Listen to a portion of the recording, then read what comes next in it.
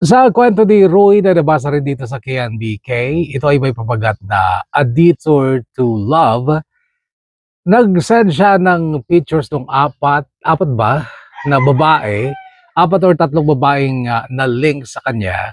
At nasabi ko lang na pagdating sa aura, si Hannah ang nagustuhan ko. Pero syempre, hindi yung aura lang, ano. Ang magiging basehan para masabi mong tama ang isang babae. Nagkataon si Hannah ang unang nag-react sa kwento ni Rui at si Hannah nga ay nagpadala rin ng kanyang kwento na siyang tampok natin ngayon dito sa KNBK Kwento ng Buhay Ko. At bago yan, paki-follow ang ating Facebook page. Maraming salamat at narito na ang kwentong hatid ng KNBK Kwento ng Buhay Ko.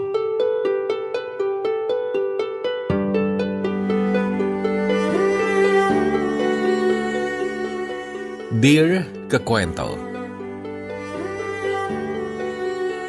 magandang araw po sa lahat ng tagapakinig sa programang ito. Nasa silid-alaran ako alas 7 pa lang ng umaga habang ako ay naghihintay sa susunod kong klase sa grade 3 at nakaharap sa aking laptop. Itinigil ko muna ang paggawa ng aking lesson plan para sa linggong ito. Naisipan kong ibahagi ang isang bahagi ng aking buhay sa inyo.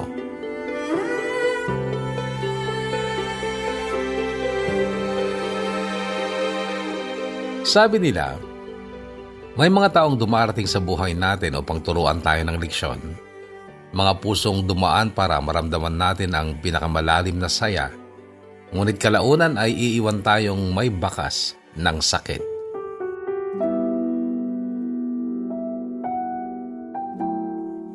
Ako nga po pala si Hannah, ang Hannah na nasa kwento ni Roy na may pamagat na A Detour to Your Heart na nabasa rin dito sa KNBK. Ngunit sa pagkakataong ito, nais kong ikwento ang aking bersyon, isang mas malalim na pananaw mula sa aking sariling karanasan. Ang aking kwento ay karugtong sa isinulat ni Roy. Ito ay hindi isang simpleng salaysay kundi isang peraso ng aking buhay, punong-puno ng pagmamahal, sakit, pag-asa at pagbangon.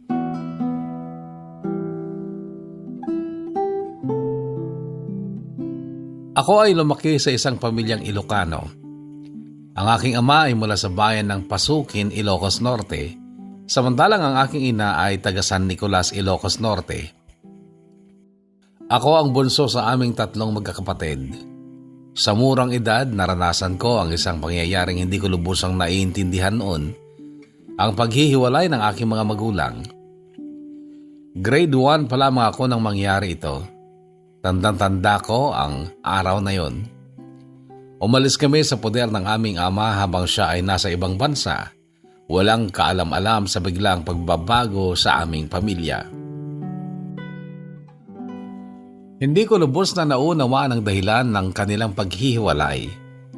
Ang alam ko lamang ay may isang insidente kung saan sinubukang umanong siraan ng aking ina ng pamilya ng aking ama. Noong namatay ang lola ko sa kanyang panig, hindi nakauwi ang aming ama mula sa abroad at sa panahong iyon, tila may mga puwersang gustong sirain ang pagsasama ng aking mga magulang. Isang lalaki ang pinapasok sa bahay namin na pilit nilang pinalalabas na kasintahan ng aking ina. Ngunit lumaban ang aming ina at hindi sila nagtagumpay sa kanilang paninira. Simula noon, lumisan kami sa Pasukin at nagtungo sa San Nicolas kung saan kami ay nagsimulang bumuo ng bagong buhay.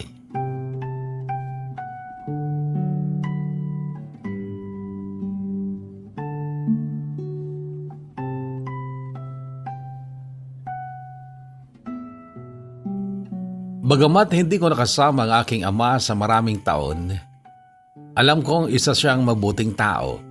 Maalaga, mapagmahal, hindi naninigarilyo o umiinom, at may talento sa pagsasayaw, pagkanta, at pagtugtog ng iba't ibang instrumento. Dahil dito, hinangad ko na balang araw ay makahanap ako ng isang lalaking may katulad niyang katangian.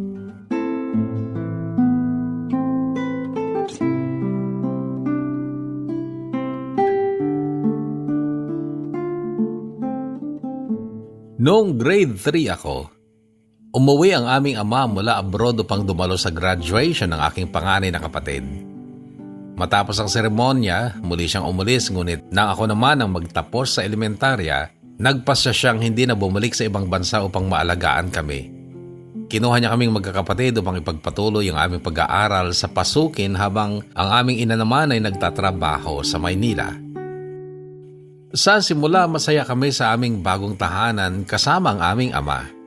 Ngunit dahil sa pagiging bahagi ng isang extended family, hindi maiwasan ang hindi pagkakaunawaan.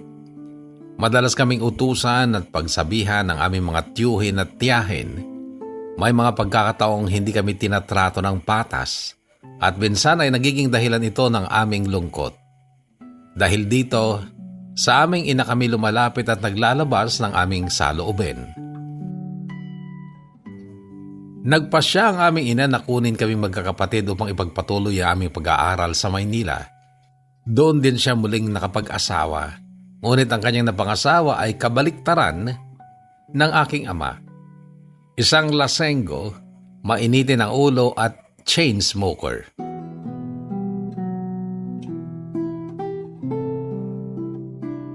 Madalas mag-away ang aming ina at ang kanyang kinakasama at sa murang edad, nasaksihan ko ang maraming hindi kanais-nais na pangyayari sa aming tahanan. Hindi ko inaasahan na dito sa Maynila magsisimula ang pinakamabigat na yugto ng aking buhay.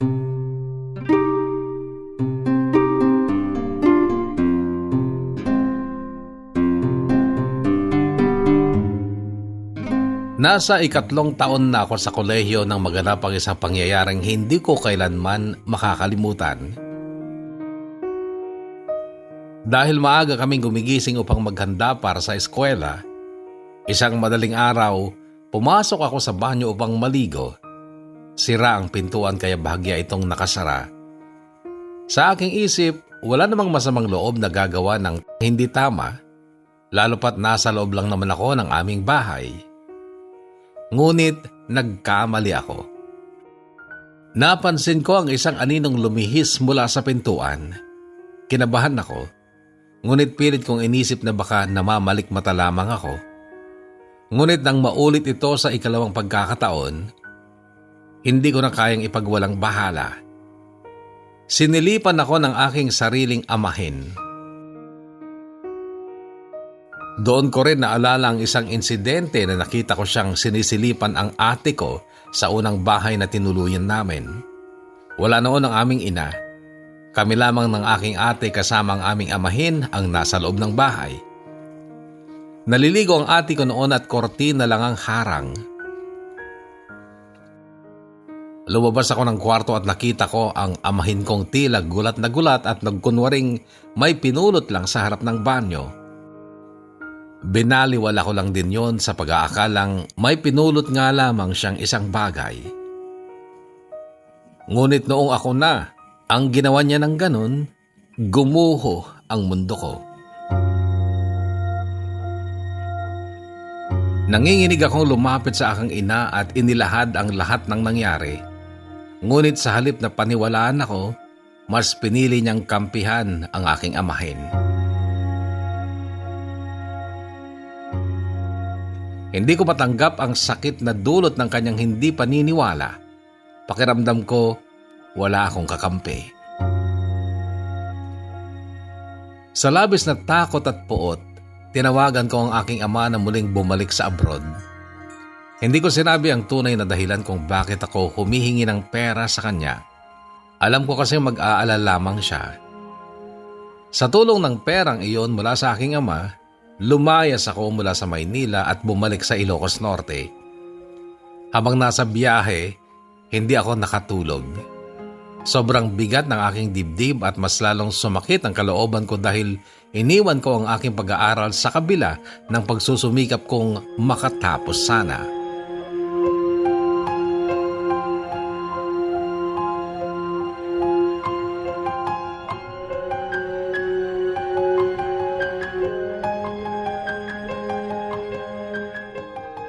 Sa Ilocos Norte, namalagi ako sa bahay ng aking kaibigan. Hindi ko kaagad ipinaalam sa sino man kung nasaan ako. Nag-deactivate ako ng aking Facebook at Messenger. Itinapan ko ang aking SIM card upang hindi nila ako makontak. Sa loob ng isang buwan, doon ko lang napagpasyang magpakita muli sa mundo.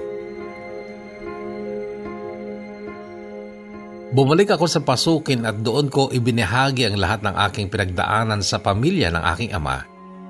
Noon lang ako nakahanap na tunay na yakap ng pag-aaruga. Dito rin ako nagdesisyong bumangon mula sa aking pagkakalugmok.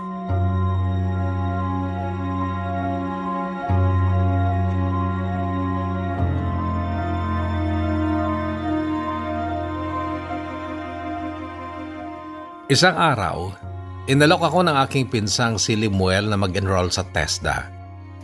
Dahil sa panghihinayang na hindi ako natapos ng kolehiyo, pumayag ako. Dito ko nakilala si Leia na kalaunan ay naging matalik kong kaibigan. Nung graduate kami sa TESDA, nag-a-apply kami ng trabaho sa iba't ibang lugar. Sa aming paglilibot, may nakita kaming fast food chain na naghanap ng empleyado. Hindi namin inaasahan na agad kaming isasalang sa isang interview. Sa kabutihang palad, pareho kaming natanggap ni Leia sa trabaho.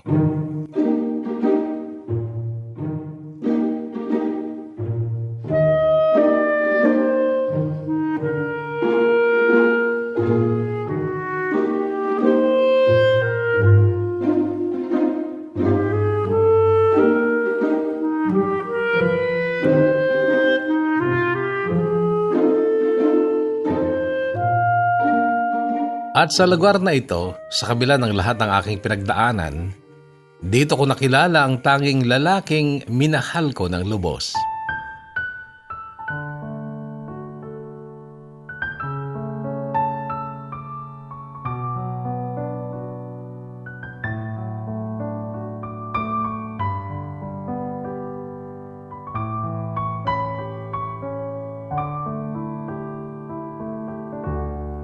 Sa cashier ako na-assign at si Leia naman ay sa dining area.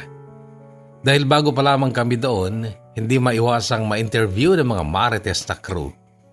Tanda ko pa ang aming lunch break nang magtanong ang kasamahan naming bading na si Lara. Hana at Leia, may natitipuhan ba kayo na kasamahan natin? Usisa ni Lara habang kumakain kami. Naku, wala. Bago pa lang po kami at hindi pa namin sila masyadong kilala. Sagot ni Leia. Sus, ganito na lang. Sino sa tingin ninyo ang may itsura? Muling tanong ni Lara. Nakayuko lamang ako noon habang kumakain, ngunit ako pala ang tinatanong niya. Kaya para tumigil na siya sa kakukulit, nasagot ko na lamang na si Kuya Roy ang may itsura. At mula noon ay nagsimula na ang pag-aasar ng aming mga katrabaho. Sa totoo lang, si Roy talaga ang unang pumukaw ng aking pansin nung interview pa lamang. Siya ang tipo ng lalaking matangkad, moreno at gwapo, may tindig na kahanga-hanga at presensyang nakakabighani. Ang kanyang matikas na pangatawan ay nagbibigay sa kanya ng otoridad, habang ang kanyang morenong balat ay nagpapatingkad sa kanyang natural na karisma. Mayroon siyang matatalim na mata na puno ng misteryo, isang mapang-akit ng ngiti at tinig na kayang magpakilig o magbigay ng kapanatagan. Bukod sa kanyang pisikal na katangian, taglay rin niya ang kumpiyansa at gilas na lalong nagpapatingkad sa kanyang kagwapuhan. Simula noon kakwento, madalas na ang kanilang pang-aasar sa akin kay Kuya Rui. Hindi ko naman talaga siya gusto, pero dahil sa panunukso ng aming mga katrabaho, unti-unting nagkaroon ako ng pagtingin sa kanya. Araw-araw ko na siyang hinahanap. Napapasulyap ako sa kanya kapag may free time ako habang nakikipagkwentuhan sa ibang station sa aming trabaho. Madalas ay nahuhuli niya ako nakatitig sa kanya at mabilis ko namang iniiwas ang aking paningin na kunwari ay hindi ko siya tinitingnan. Ganon din naman siya, lalo na noong lumaganap ang balita na may paghanga ako sa kanya. Nahuhuli ko rin siyang nakatitig sa akin at mabilis din siyang iiwas kapag nahuli ko siya. Ngunit kapag nagtatagpo ang aming mga mata, ngingitian na lang namin ang isa't isa.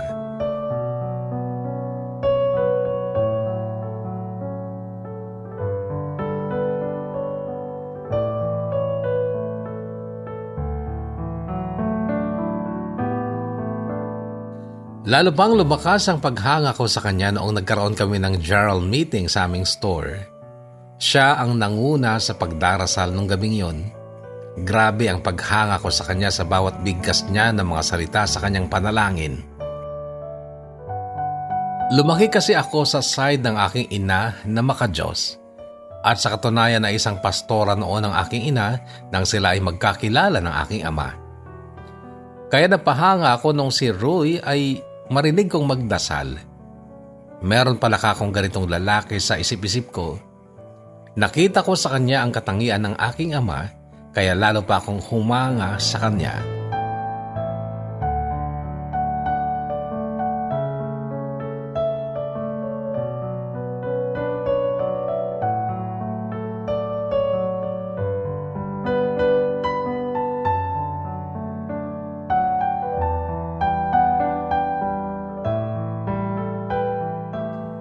Nagulat na lamang ako kinabukasan nang may nag-friend request sa akin sa Facebook.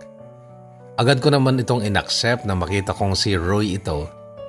Noon na nagsimula ang aming pag-uusap na lalong lumalalim sa paglipas ng mga araw. Madami kaming similarities at laking gulat ko nang malaman kong pareho pa kami ng relihiyon at simbahan, Church of God. Bagaman magkaibang lugar, sila ay sa Cagayan, samantalang kami ay sa Ilocos Norte. Sa puntong yun kakwento, naniwala kong siya na ang aking soulmate.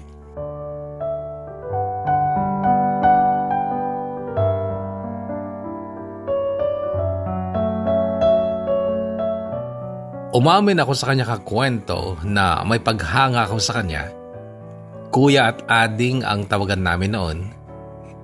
Sa mga hindi nakakaintindi ng Ilocano, ang ading ay isang malambing at magalang na pagtawag sa isang tao na mas bata sa iyo. Nahihiya ako noon na pumasok dahil sa panunukso ng iba, pero dahil sa kanya, kay Roy, nagkaroon ako ng inspirasyong pagbutihin ang aking trabaho. Napansin din ng aking kaibigan si Leia ang aking paghanga kay Roy. Bes, huwag kang masyadong magpapadala. Baka ikaw ay ma-fall at bumagsak na lang sa lupa. Hindi tayo sigurado sa mga ganyang lalaki. Maitsura pa naman. Baka paiyakin ka lang yan. Pabirong sabi ni Leia sa akin. Hindi naman, Bes. Humahanga lang ako kay Kuya Roy. Sagot ko. Sige, sabi mo yan ha. Suportado naman kita sa lahat ng desisyon mo. Nandito lang ako para sa'yo. Sagot ni Leia at pinagpatuloy na namin ang aming pagkain.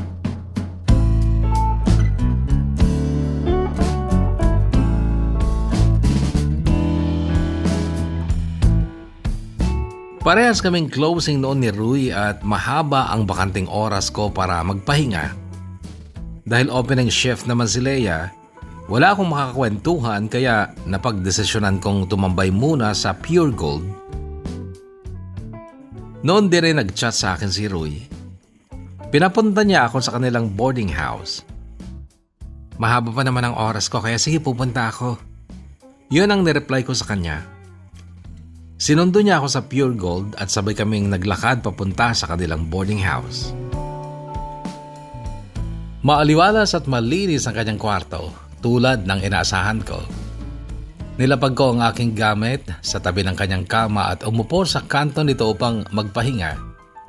Pagod ako sa paglalakad, ngunit kalmado ang pakiramdam ko. Hanggang sa bigla niya akong niyakap mula sa likuran, nagulat ako. Ngunit hindi ako nakagalaw. Para bang may mga paru-parong nagliliparan sa tiyan ko. Hinawakan niya ang aking baba at dahan-dahan niya akong hinarap sa kanya.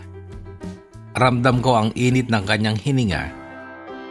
Hinalikan niya ako ng marahan at wala akong nagawa kundi gumanti sa halik na yon. Sinasabi ng utak kong huwag. Pero dahil sa kanyang pangungulit, tuluyang bumigay ang aking puso. At sa pagkakataong yon, may nangyari sa aming dalawa. Iyak ako ng iyak pagkatapos. Hindi dahil sa pagsisisi kundi dahil sa pangamba at takot sa kung ano ang maaaring mangyari sa amin. Hindi ko inaasahang ibubunyag niya ang isang lihim. Huwag kang mag-alala, paninindigan kita, pangako. Sambit niya sa akin matapos umamin na may kasintahan siyang naiwan sa kanilang probinsya. Naniwala ako at nagtiwala sa kanya kakwento. Pinili naming ipagpatuloy ang namamagitan sa amin.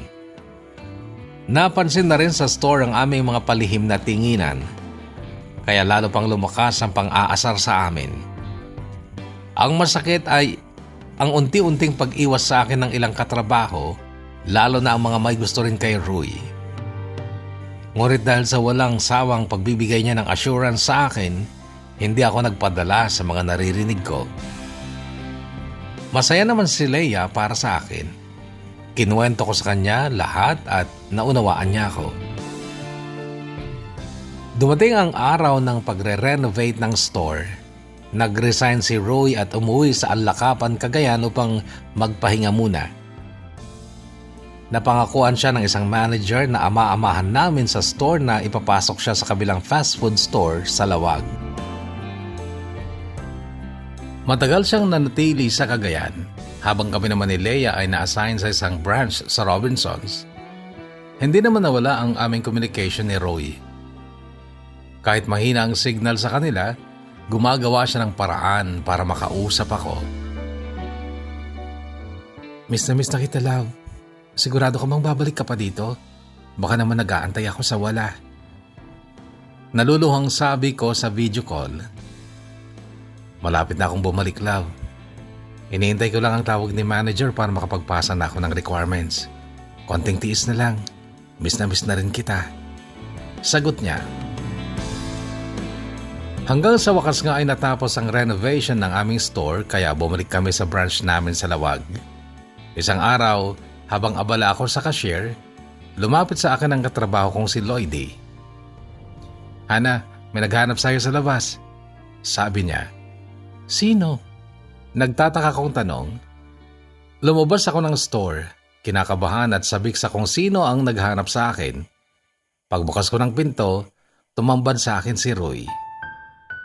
Hindi ko napigilan ang sarili ko at agad ko siyang niyakap ng mahigpit. Sabi ko sa'yo babalik ako, di ba?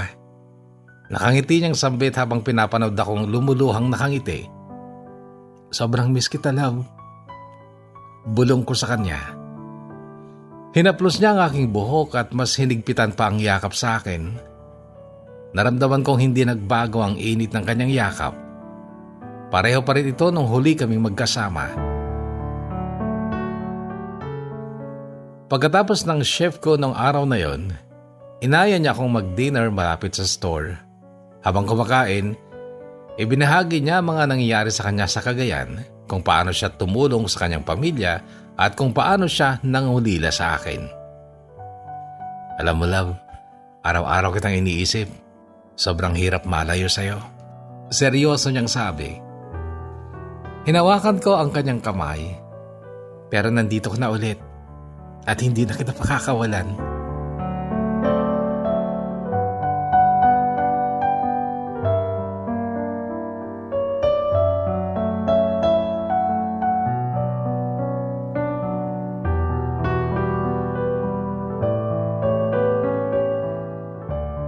Simula nung bumalik siya sa Lawag, mas naging malapit kami sa isa't isa. Naipasok nga siya sa fast food store na ipinangako ng ama-amahan naming manager. Kaya kahit magkaiba na kami ng branch, nagagawa pa rin naming magkasama kapag pareho kaming day off. Mas naging kampante kami sa isa't isa. Ang dating hiya at pag-aalinlangan ay napalitan ng tiwala at kasigaruduhan. Ang paborito naming bonding ni Roy ay ang pagkanta ng worship songs or mga praise music. Dinala ko ang gitarang regalo sa akin ng aking lola sa tinutuluyan niya. Tuwing magkasama kami, madalas siyang tumutugtog ng gitara habang ako naman ay nakikinig o kumakanta kasabay niya. Minsan palihim ko siyang nire-record at kapag nagustuhan ko ang kanyang tinugtog, ina-upload ko ito sa Facebook. Tuwing nakikita kong maraming nag-a-appreciate sa kanyang talento, hindi ko mapigilang mapangiti. Proud na proud ako sa kanya. Love, ang ganda ng boses mo. Dapat ipakita mo ito sa iba. Sabi ko sa kanya minsan. Para lang sa'yo to, love. Sagot niya habang hinihigpitan ng kapit sa aking kamay.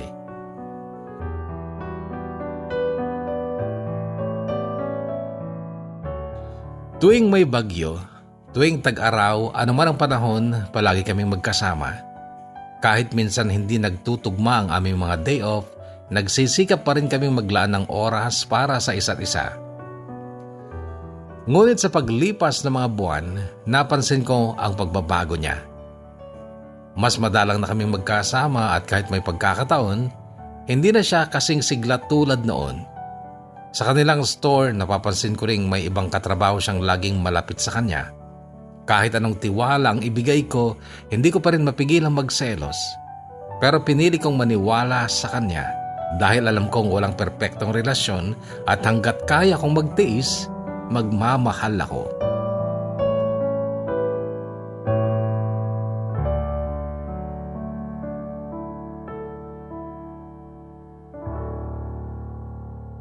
Hanggang sa sumapit ang araw ng mga puso, Valentine's Day, natuwa akong yayain niya akong tumambay sa park sa harap ng Kapitolyo.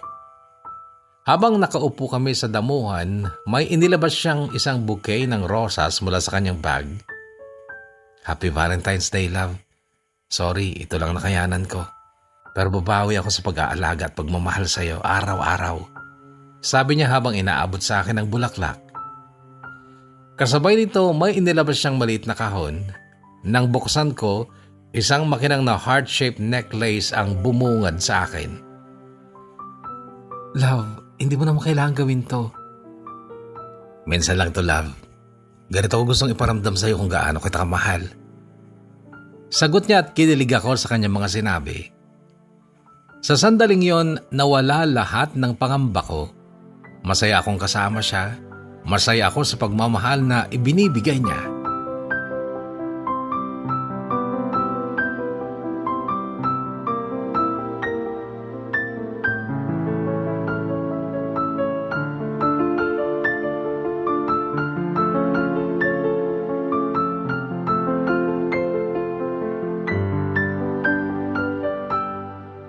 Bagamat malayo pa ang kaarawan niya, nagsimulan ako mag-ipon at magplano para sa isang espesyal na sorpresa. Alam kong karapat dapat siyang mahalin sapagkat sukdulan din ang pagmamahal at pag-aalaga niya sa akin tuwing magkasama kami. Ipinagpaalam ko na ang araw ng kanyang kaarawan upang matiyak na ito ay tatapat sa aking day off. Dumating ang kanyang birthday at dahil may pasok siya sa trabaho, nagpaiwan ako sa kanyang boarding house upang ihanda ang aking sorpresa. Habang abala siya sa trabaho, inayos ko ang lahat ng aking inihanda. Nang dumating siya, nakapatay ang ilaw at nagtulog-tulugan ako. Pagbukas niya ng ilaw, tumambad sa kanya ang lahat na aking pinaghirapan. Kitang-kita ko ang saya sa kanyang mukha at lubos ang aking tuwa dahil alam kong labis siyang nagpapahalaga kahit sa maliliit na bagay. Hinalikan ko siya ng buong pagmamahal sabay kong sabi, Happy birthday, love. I love you so much.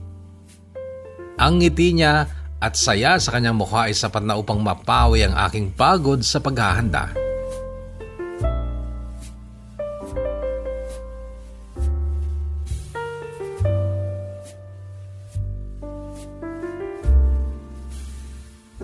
Dahil day off ko kinabukasan, naisipan kong mamasyal sa Robinsons Mall na malapit lamang sa aming bahay sa San Nicolas. Si Roy naman ay nasa trabaho kaya't mag-isa akong namasyal. Napadaan ako sa section ng mga alahas at accessories at napatitig sa isang Casio na relo. Agad na sumagi sa isip ko si Roy. Dahil hindi ko siya madalas makita na nakasuot ng relo. Binilang ko ang pera kong matagal ko nang pinag-iipunan at sakto ito sa presyo ng relo. Dahil dito, napagdesisyon kong bilhin ito bilang regalo para sa kanya. Dumiretso ako sa kanyang boarding house at ibinigay ko sa kanya ang relo. Halatang nagustuhan niya ito at kitang-kita ang kasiyahan sa kanyang mukha. Iingatan ko to, love. Maraming salamat. I love you so much. Sabi niya habang mahigpit niya akong niyakap.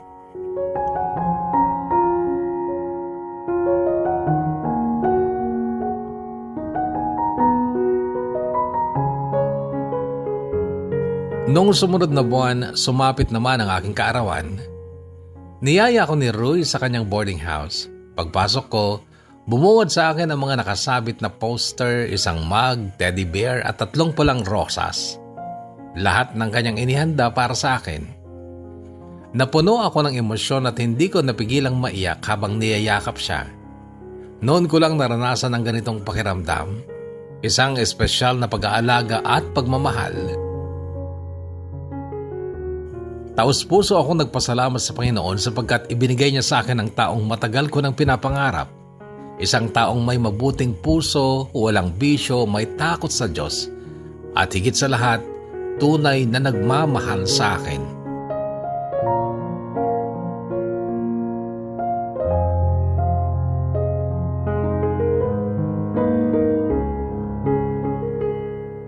Dala ko ang regalong gitara ng aking lola patungo sa boarding house ni Roy. Tinutugtugan niya ako ng mga awiting pangsimbahan at sa mga sandaling yun, ramdam naming dalawa ang tunay na kasiyahan na parang wala nang makakapaghiwalay sa amin. Ito na yun, Lord. Binigay mo sa akin ang pinakahihiling ko. Taimtim kong dasal habang nakayakap kay Roy. Dahil madalas akong matulog sa kanyang boarding house, iniwan ko sa room ang kanyang mga regalo. Iniwan ko roon ang kanyang mga regalo upang patuloy itong magamit sa tuwing naroon ako. Ngunit habang lumilipas sa mga araw at buwan, unti-unting nagbabago ang lahat. Nagsimulang lumamig ang kanyang pakikitungo at hindi ko mawari kung bakit. Mabilis na siyang nagagalit. Tila may bumabagabag sa kanya. At pakiramdam ko'y unti-unti siyang lumalayo sa akin. Iniisip ko kung may kinalaman ng kanyang mga kasamang boardmates. Ngunit hindi ko rin alam ang buong dahilan. Ang dating matamis naming pagsasama ay napalitan ng madalas na pagtatalo at hindi pagkakaunawaan hanggang sa dumating ang araw na napagod na ako. Ang dating dasal na aking hiningi ngayon tila bangungot na bumabalot sa aking gabi. Hindi ko na mabilang kung ilang gabi akong lumuha sa sakit at pangungulila.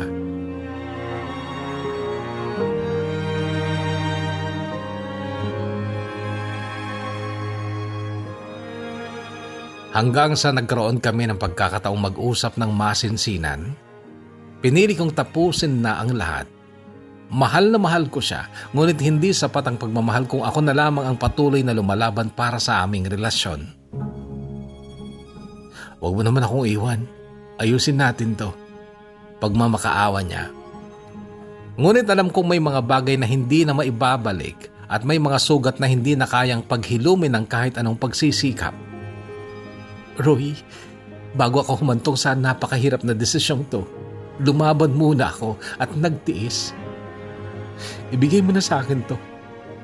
Sagot ko habang umiiyak. Kitang-kita ko ang pag-agos ng kanyang luha, ngunit nakapagdesisyon na ako. Naalala ko ang payo ng aking ina. Kung may pagkakataong umalis sa ayaw mong sitwasyon, umalis ka kaysa magdusa ng matagal.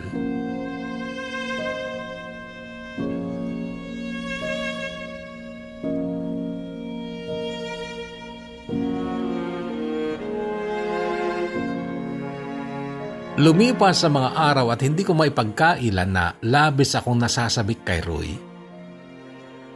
Paulit-ulit kong iniisip ang masasaya naming alaala hanggang sa napagtanto kong hindi ko kayang mawala siya sa buhay ko. Pinangako ko sa sarili ko na pupuntahan ko siya sa trabaho kinabukasan upang makapag-usap kami. Ngunit ang sumapit ang kinabukasan, may narinig akong balita pagpasok ko sa trabaho. May mga gamit daw na pinadala si Roy sa akin. Agad akong pumasok at doon ko nakita ang lahat ng gamit ko mula sa kanyang boarding house, pati na rin ang mga regalong ibinigay niya sa akin at mga bagay na ibinigay ko sa kanya. kasama ang relo na pinag-ipunan ko at iniregalo ko sa kanya. Sa loob ng bag na pinaglagyan niya ng mga ito, may sulat siyang iniwan, ngunit bago ko pa ito mabasa, pinag-agawan na ito ng manager at crew sa store. Sila ang unang nakabasa sa liham ni Roy bago pa man ako. Durog na durog ako kakwento. Ang hangarin kong makipag-ayos ay napalitan ng galit at hinanakit. Dahil sa nangyari, siniraan at pinag-usapan ako sa store namin kaya't nahihiya na akong pumasok at nawalan na ako ng gana sa trabaho. Nagpasa ako ng resignation letter at idinahilan ko na ipagpapatuloy ko ang pag-aaral ko sa Maynila. Pumayag naman ang aming OIC at hindi na nagtanong pa dahil suportado niya ang aking pagbabalik-aral. Nakiusap siyang mag-render pa ako ng isang buwan upang mag-train ng papalit sa akin at pumayag naman ako. Sa loob ng huling buwan ko sa trabaho, napapansin kong dumaraan at napapatigil si Roy sa labas ng store.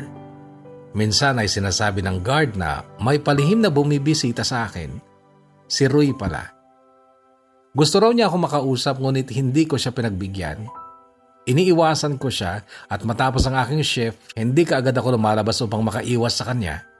Lumalabas lamang ako kapag siguradong wala na siya. Pagkalipas ng isang buwan ay bumalik na nga ako ng Maynila, ngunit dahil kulang pa ang naipon ko, nagpasya akong magtrabaho muna upang matustusan ang aking pag-aaral. Maayos na rin ang relasyon namin ng aking ina noon. Nag-apply ako sa isang fast food restaurant sa Quezon City kung saan nakilala ko si Ronzel, ang taong nag-ayos ng aking pusong sugatan, ngunit kalaunay muling dumurog dito. Kagaya ni Roy, hindi nagyoyosi si Ronzel. Mapagmahal siya sa pamilya, gwapo at mabait. Kaya ako nahulog sa kanya. Ngunit may isang malaking pagkakaiba sila ni Roy.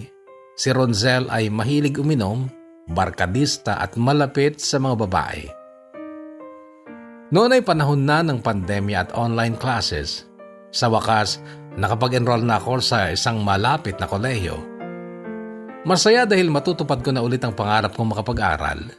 Ngunit sa kasamaang palad, sa tagal kong hindi nakabalik sa pag-aaral, inabutan ako ng bagong curriculum. Kailangan ko magsimulang muli bilang first-year college student.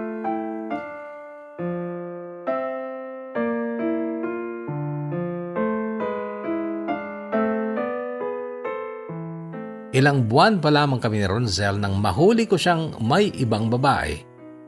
Masakit pero dahil mahal ko siya, pinatawad ko. Madalas din noon ang pananakit niya sa akin lalo na kapag lasing siya pero tiniis ko ang lahat. Pagkalipas ng isang taon, nagpasya kaming magsama sa iisang bubong. Napag-uusapan na rin namin noon ang kasal at ang pagpapatayo ng aming sariling bahay. Samantala, nakakapag-usap na rin kami ni Roy sa chat, nagkakamustahan at nagkukwentuhan tungkol sa buhay-buhay. Dumating ang isang pagkakataon na nagbakasyon ako sa Ilocos. Hindi sumama si Ronzel dahil may trabaho siya. Ngunit may kutob akong may tinatago siya. Kaya bago ako umalis, dinownloadan ko ng tracker app ang cellphone niya.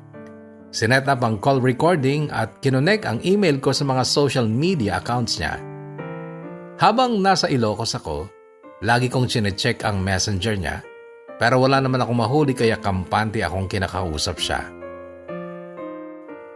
Pagbalik ko ng Maynila, masaya pa kami nagkita ni Ronzel. Sinundo niya ako sa terminal at parang walang nabago sa kanya. Ngunit pagdating namin sa bahay, agad siyang natulog.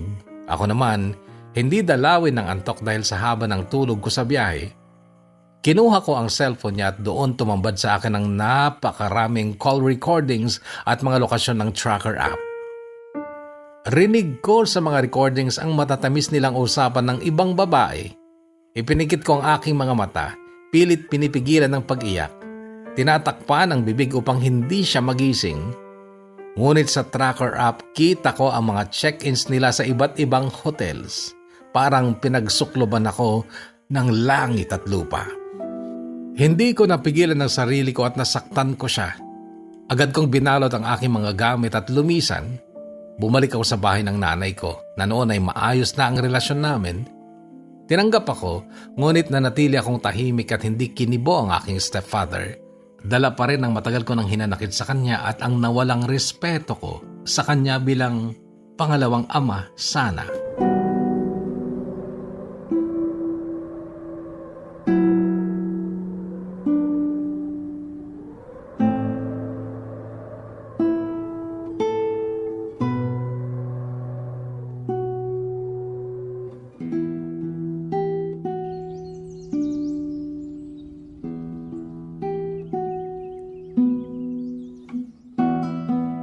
Lumipas ang 5 buwan, dumating ang aming bakasyon sa eskwela. Kasal din ang aking tiyahin at abay ako kaya napagpasyahan kong umuwi muli sa Ilocos. Napadaan ako sa pinagtatrabahuan ni Ruy at saglit siyang kinumusta. Bakas sa mukha niya ang pagkagulat kaya natawa na lamang ako. Ang balak kong saglit lang na pangungumusta ay nauwi sa mahigit 1 oras na kwentuhan. Nabanggit niya rin ang kanyang kasalukuyang kasintahan, si Keisha. Masaya ako para sa'yo, Ruy. Natagpuan mong babaeng magmamahal sa'yo. Huwag mo nang pakawalan yan. Sabi ko sa kanya, pilit na ipinakita ang kasiyahan. Sana makahanap ka rin ng taong tunay na magmamahal sa'yo. Hindi ka sasaktan at hindi ka sasayangin. Hindi tulad ng ginawa ko sa'yo noon. Sagot niya, may bagyang lungkot sa kanyang mga mata. Napangiti ako ng bahagya. Ano ka ba? Matagal na yun. Huwag na nating balikan pa. Ang mahalaga ay ang kasalukuyan. Habang nasa biyahe pa uwi ng pasukin, hindi ko mapigilan ng pagtakbo ng aking isipan. What if hindi kami naghiwalay ni Ruy? What if nagtiis pa ako? What if lumaban ako? What if hindi ko na lang pinalagpas ang pagkakataon? At nakipag-usap na agad ako sa kanya sa halip na ipadala ang mga gamit ko sa store, baka naayos pa namin. Napakaraming what ifs na dumadaan sa aking isipan. Sa kagustuhan ko makahanap ng lalaking kagaya ng aking ama, tila mas lalo lamang akong napapasama sa mga maling desisyon at tao. Akala ko pagkatapos ng lahat ng sakit, hindi na ako muling magmamahal. Pero minsan, may mga tao talagang dumarating sa hindi mo inaasahang pagkakataon.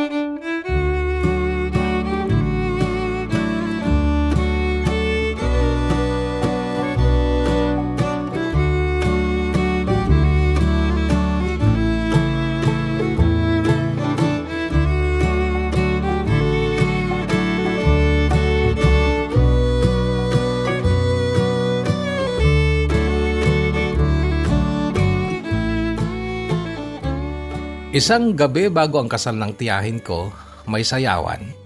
Kami ng mga pinsan ko at kaibigan ko ay nakaupo sa mga bangko, naghihintay ng kung sino ang isasayaw ng mga binata. Napansin ko ang isang lalaki, katamtaman ng tangkad, sakto lang ang pagkaputi. Hindi ko siya kilala, pero paulit-ulit niya akong sinasayaw. Nag-usap kami sandali. Kaano-ano mo ang ikakasal? Tanong niya. Tiyahin ko, ikaw, kaano-ano mo ikakasal? Tito ko ang groom. Sagot niya. Akala ko hanggang doon na lang ang aming pag-uusap. Pero kinaumagahan, nagulat ako nang makatanggap ako ng isang friend request sa Facebook. Dale ang pangalan. Pagtingin ko sa profile niya, siya pala ang best man ng kasal. Ang lalaking paulit-ulit akong sinayaw nung gabing yon. Naging magkaibigan kami ni Dale. Kahit bumalik na ako sa Maynila, patuloy pa rin ang aming pag-uusap. Lagi niya akong kinukumusta. Ginagawang espesyal ang bawat araw ko at dumating ang araw na sinagot ko siya. Tuwing uuwi ako ng Ilocos, siya ang kasama ko. Gustong-gusto ko ang lugar nila sa Ilocos. Napakasarap maligo sa kanilang ilog, malamig, malinaw, at parang binubura ang lahat ng sakit ng nakaraan. Mas madali ko ring naging kaklose ang pamilya niya dahil siya ay pamangkin ng asawa ng tiyahin ko at sa unang pagkakataon, nakaramdam ako ng kapanatagan. Si Dale kakwento ay mabait, Pero tulad ng kahit anong relasyon, hindi siya perpekto. May isang bagay lang akong hindi gusto kay Dale, ang hindi niya makontrol na galit. Minsan, mabilis siyang mag-init ang ulo at mahirap siyang pakalmahin. Siguro dahil mas bata siya kesa sa akin, kaya may mga bagay siyang hindi pa nauunawaan. Subalit sa paglipas ng mga panahon, nagbago siya. Kung dati, hindi siya pala simba, ngayon sa paulit-ulit kong pamimilit ay nakumbinsi ko siyang sumamba. Gustong-gusto siya ng nanay ko. Sabi niya, si Dale ay marespeto at may takot sa Diyos. Sa kabila ng kanyang kakulangan kakwento, pinili ko siyang ipaglaban. At sa bawat araw na lumilipas, mas lalo siyang nagiging bahagi ng buhay ko.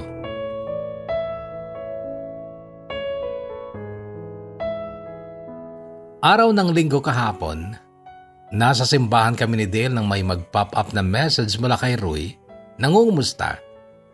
Hindi na bago sa akin yan dahil madalas naman siyang nagpapaalala ng kabutihan ng Diyos. Pero nagulat ako nung sabihin niyang baka daw gusto kong pakinggan ang kanyang kwento na pinadala niya sa isang YouTube channel. Pagka-uwi namin mula sa simbahan, agad kong hinanap ang channel at pinakinggan ang kanyang kwento. Mangiyak-ngiyak ako habang pinapakinggan ito. Lahat ng alaala ay nag-flashback sa akin. Parang sariwa pa sa akin ang lahat ng nangyari. Napagtanto kong may tao palang nagmahal sa akin ng sobra.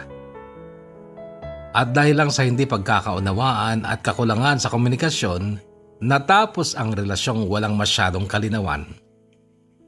Hindi ko man maiwasang ihambing si Rui sa aking mga nakarelasyon pero bukod tanging siya lamang ang nagparamdam sa akin ng pagrespeto at malawak na pangunawa. Sa kagustuhan kong makahanap ng katulad niya, napunta ako sa mga taong kaya akong iwan at ipagpalit.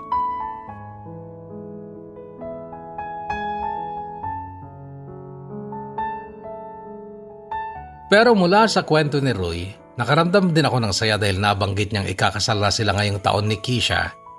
Masaya ako dahil sa wakas, magkakaroon na siya ng taong magmamahal at mag-aalaga sa kanya habang buhay. Ako naman kakwento ay nasa huling taon na sa kolehiyo. At sa buwan ng Hunyo ay nakatakda ang aking graduation. Masaya ako dahil unti-unti ko nang nakakamit ang aking mga pangarap.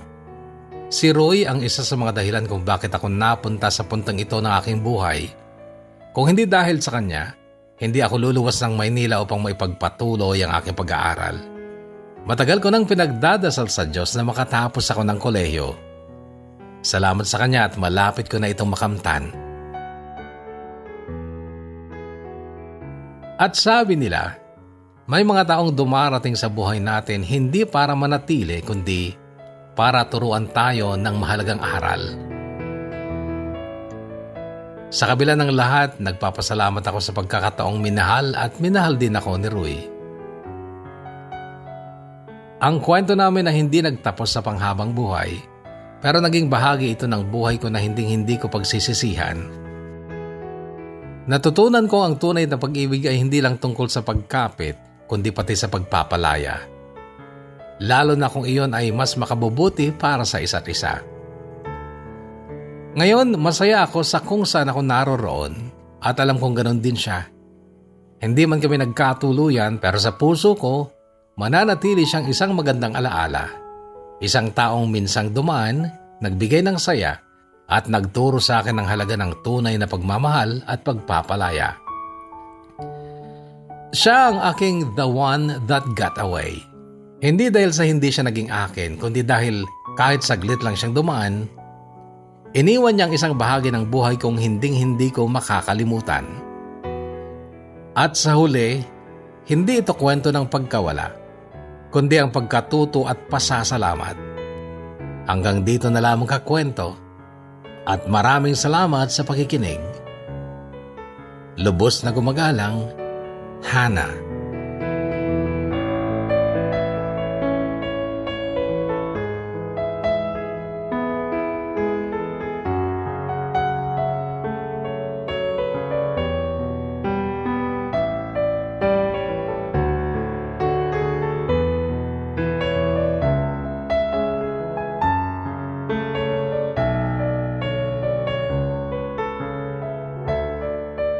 kwentong Hana, una sa lahat maraming salamat sa pag-share mo ng iyong version ng kwento ng kwento ni Rui na Addicted to Love. Ikaw naman ay may pamagat na The One That Got Away. I know na malawak yung buhay mo, kaya nasabi mo na ito ay isang bahagi lamang ng buhay mo. And I believe na maraming kapupulutan ng aral. Although hindi masyado ng exciting, lalo sa mga nakapakinig na ng kwento ni Rui, kasi alam na namin kung saan papunta yon.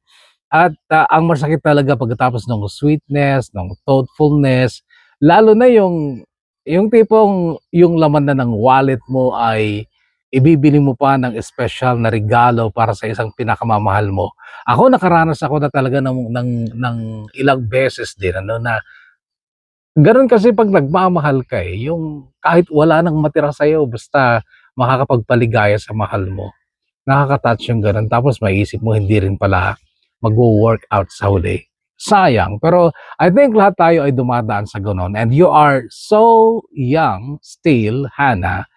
And gagraduate ka pa, magiging teacher ka pa, license, full-pledged, at marami ka pang makikilala. You cannot say that is already Dale. I believe na marami pa. But if it's really Dale nang forever mo din, so be it.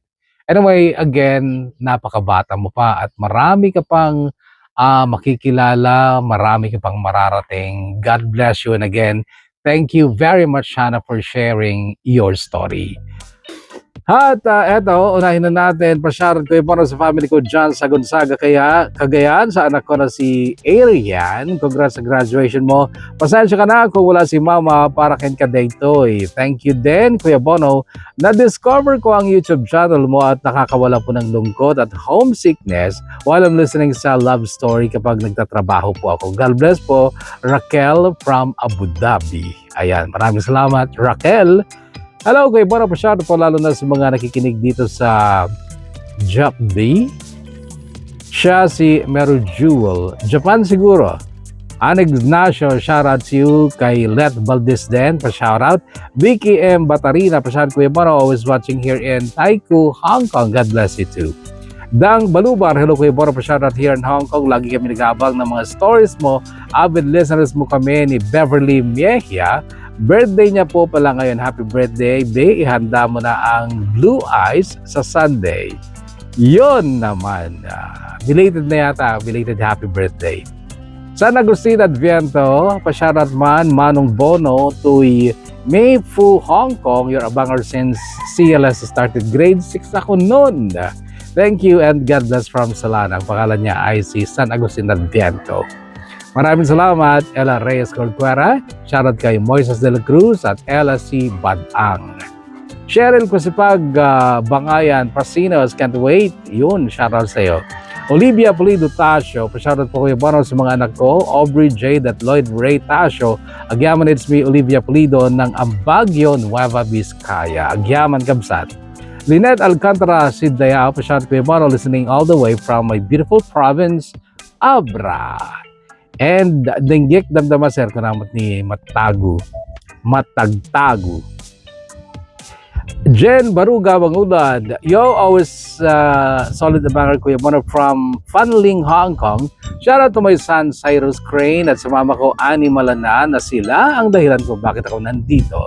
Mag-iingat kayo palagi dyan. Maraming salamat Kuya Bono and more power to your program. Karamihan ng mga kahugot, kaabangan at kakwento natin ay nasa ibang bansa, mga OFW. So paano yan mga kaabang, mga kakwento? Hindi kayo magpapadala ngayon ng pera sa inyong mga pamilya, hindi ba? Yung iba lang siguro. Okay? Anyway, Odlus Umalu, shout out listening here in Hong Kong. Shout out kay Ading M. Cardenas ng Hong Kong. Yun lagi kasi nakikita ko ngayong araw na to sa Facebook Anong tawag nyo doon? No Remittance Week yata. March 28 to April 4. Yun yata ay hindi naman obligado ang lahat. Yung may gusto lamang. Para daw bumagsak ang ekonomiya ng Pilipinas. Kayo ba? Gusto nyo bumagsak yung ekonomiya ng Pilipinas? Naku, wag naman. tayo lang din ang mahihirapan pag bumagsak yung ating ekonomiya, di ba? Baka pati mga anak nyo ay magiging OFW din dahil bagsak nga yung ekonomiya ng ating bansa. Anyway, Len Soriano Digutan, another papakinggan ulit habang nag-work Kuya Bono. God bless po. Maraming salamat, Len. Lani Balinan, Ligutan Bakay. Shout out to you, Barbie D. Almazan. Jaren Jen J. Tridano, shout out to you. Yan ang Eto Sam, Bashad Kuya Bono, always a banger here in Hong Kong from Malig. And Maricel Tamayo Vicera, shout out to you. So yan na muna, pasensya na yung mga hindi natin nabasa, mga kakwento, sapagkat unang 20 lamang ang ating nabasa. Napakainit talaga ng panahon. Pasensya na rin sa ingay sa aking paligid. Babawi tayo sa susunod, okay? Ang susunod na kwento ay maririnig siguro sa Kahugot TV. Stay healthy, kaabang, stay safe, and God bless us all.